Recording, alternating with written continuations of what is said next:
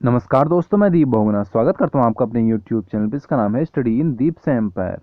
पिछली वीडियो में देखा था हमने 1857 की क्रांति।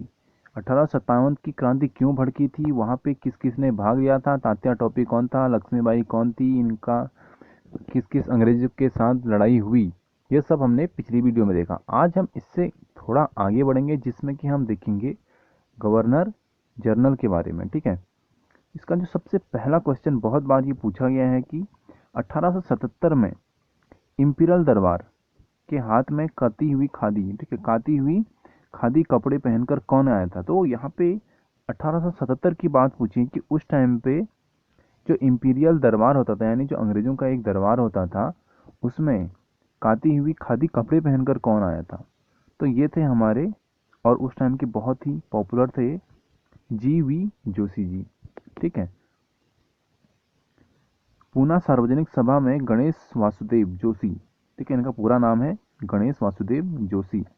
विक्टोरिया हॉल, ठीक है, अब ये विक्टोरिया हॉल वहाँ पे उस टाइम पे था कलकत्ता में, आपको शायद ये याद होगा। में संपन्न 1877 में इंपीरियल दरबार में हाथ से काती हुई खादी के कपड़े पहनकर, यानी ये क्या थी, हाथ से बनी हुई थी ये कपड़े, ऐसे कपड़े पहन के आए थे जो कि हाथ से ही गूंदे गए थे। ठीक है, अगला क्वेश्चन है, बंगाल में राजस्व का इस्तेमारी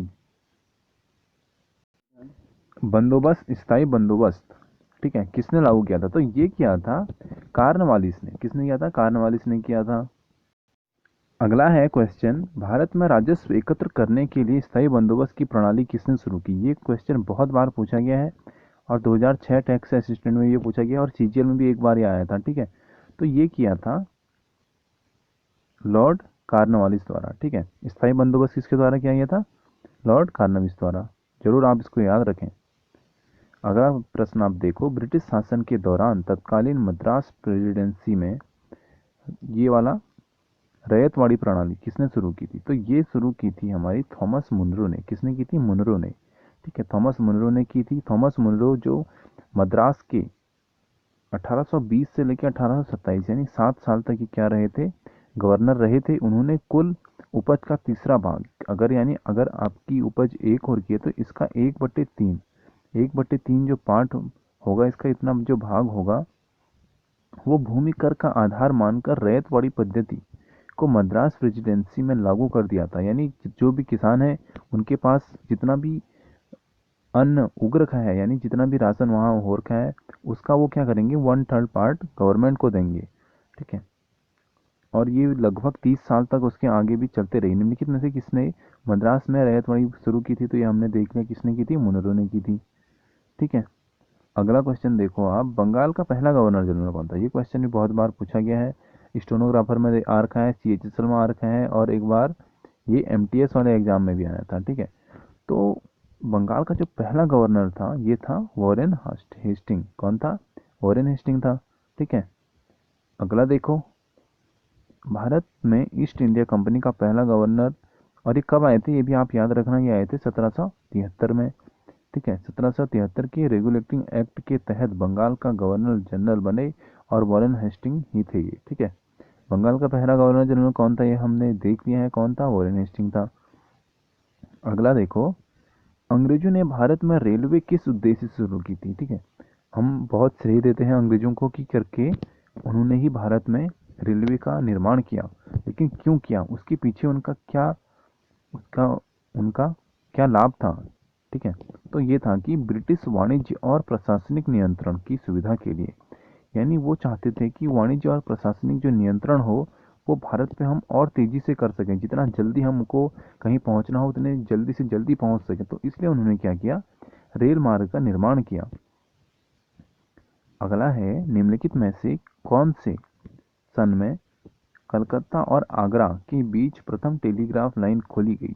तो ये भी वही हुआ था, वेरी बहुत जल्दी क्या करने के लिए, कम्युनिकेशन करने के लिए ये चीज़ इन्होंने की थी। और कब की थी, तो ये की थी 1853 में। ठीक है, कब की थी, 1853 में। 1851 में प्रौद्योगिकी तौर पर यानी यहाँ पे क्या हुआ था कि 1851 में जो शुरू हुआ था वो मतलब एक ट्रायल के लिए हुआ था। ठीक है, कलकत्ता और डायमंड हार्बर के बीच टेलीग्राफ लाइन शुरू की गई थी, 1853 में टेलीग्राफ लाइन कलकत्ता और आगरा के बीच ऑफिशियली शुरू हो गई थी। अगला है, किस भारतीय राज्य पर कब्जा करने के लिए राज्य अपहरण नीति नहीं अपनाया गया था? तो ये जब पंजाब में इन्होंने कब्जा किया था तो उस टाइम पे राज्य अपहरण नीति को नहीं अपनाया गया था। उस टाइम पे दूसरे आंग्ल सिख युद्ध, और ये कब हुआ था ये भी याद रखना आप, 1848 और 49 में। इसके बाद पंजाब का कंपनी के साम्राज्य में विलय कर दिया गया। राज्य अपहरण नीति के अंतर्गत पंजाब पर कब्जा नहीं किया गया, यानी उन्होंने जबरदस्ती उसको हथियाया नहीं बल्कि युद्ध करके जीता। ठीक है।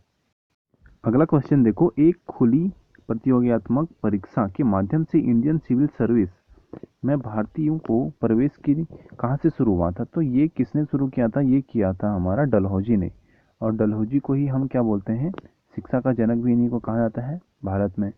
ठीक है। तो ये चीज़ क्या थी? तो ये था कि एक खुली प्रतियोगिता, यानी यहाँ पे पहले से ये होता था कि कोई भी आके उसका अगर थोड़ा बहुत उसकी जान पहचान है तो वो आगे किसी भी पद पर बैठ जाता था।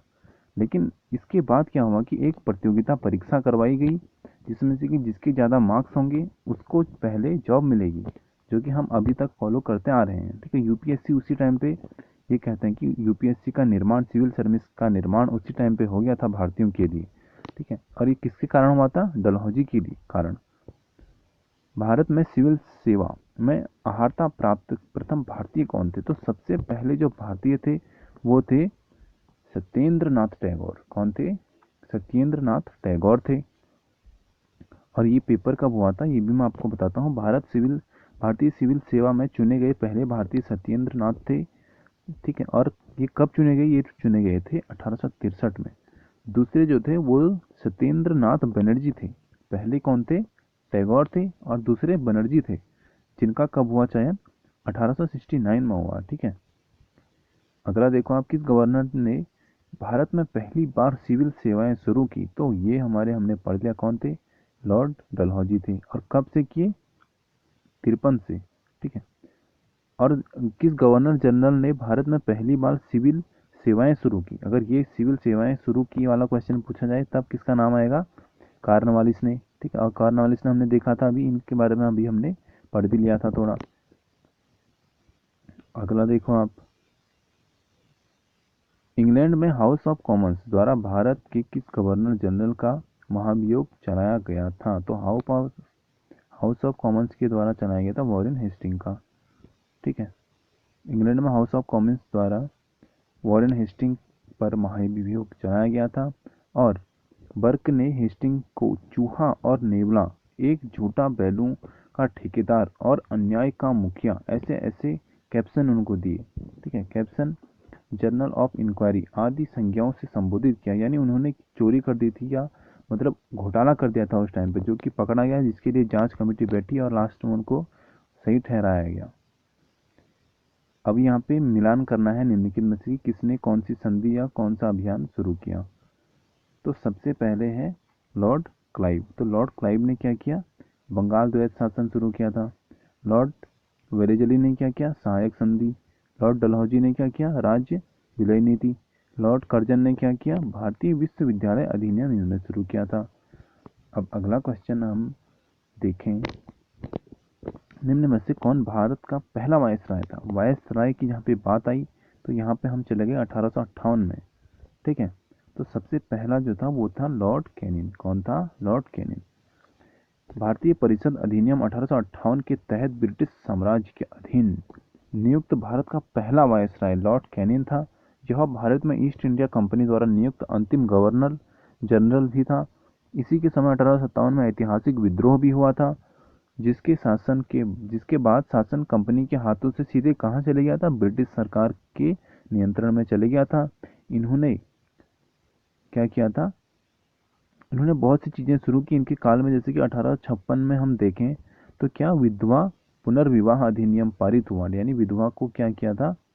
पुनर्विवाह करने का एक राइट दिया गया, इनके टाइम पे वो शुरू हुआ। ठीक है। ईस्ट इंडिया कंपनी का अंतिम गवर्नर जनरल कौन था? गवर्नर जनरल और क्राउन का अधीन पहला वायसराय कौन था? तो यानी दोनों चीज़ें, अंतिम गवर्नर जनरल और क्राउन का पहला वायसराय। वायसराय पहला पूछे या अंतिम गवर्नर जनरल पूछे तो दोनों हमारा कौन हो जाएगा? लॉर्ड कैनिंग हो जाएगा। ठीक है, तो यहाँ पे करते हैं इस वीडियो को समाप्त, और अगली वीडियो में मैं इसके पार्ट 2 में आपको इसके थोड़ा और क्वेश्चंस करवाऊंगा, अभी इसमें थोड़ा और बचा है। तो यहाँ पे करते हैं वीडियो को समाप्त। जय हिंद, जय भारत।